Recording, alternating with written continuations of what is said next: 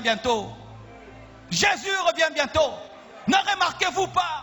Il y a plus de technologie, mais le cœur de l'homme est toujours vide. Il y a plus de maisons, le cœur de l'homme est toujours vide. Il y a des gratte-ciel, Dubaï et tout, le cœur de l'homme est toujours vide. Des plus belles voitures, des meilleurs téléphones, des meilleurs ceci, mais le cœur de l'homme est toujours vide. Pourquoi?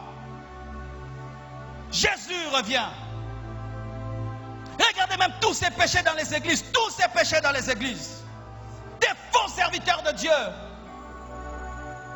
Des gens qui viennent à l'église, qui ne se répandent pas, qui ne se convertissent pas. Ce sont les signes des temps de la fin.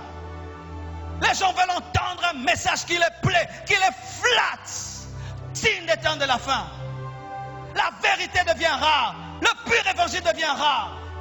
Des gens font des faux miracles. Les gens sont là pleins pour des faux miracles. Voir comment les poissons sortent des pieds des gens.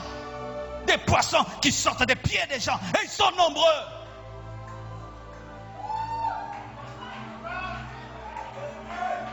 Des signes des temps de la fin.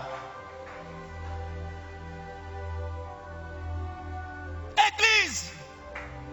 Et si vous êtes là, car il est possible d'être dans une église locale, mais de ne pas être dans le corps du Christ. Il est possible d'être membre de l'église Compassion, d'avoir une carte de membre, mais Dieu ne te connaît pas. Je parle ici aux vrais chrétiens. Aux vrais chrétiens.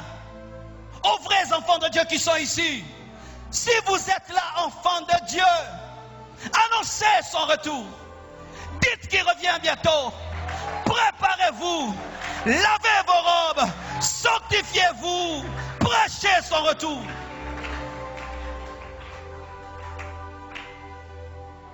Si la première église a reçu l'onction le jour de la Pentecôte, il y a une onction plus grande qui va venir sur la dernière église, qu'on appelle la pluie de l'arrière-saison, qui sera plus forte et plus grande, car nous devons avoir la puissance. Un réveil est en train de naître.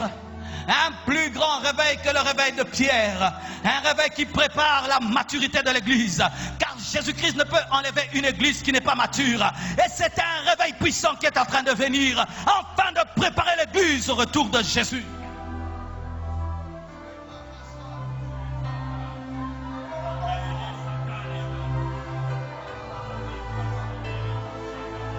Dieu va susciter de toutes parts des prédicateurs qui ne sont pas connus, avec un puissant message de sainteté. Dieu va susciter de toutes parts des visions du ciel. Dieu va susciter de toutes parts des gens qui vont mourir et ressusciter et qui vont annoncer qu'ils ont vu l'éternité.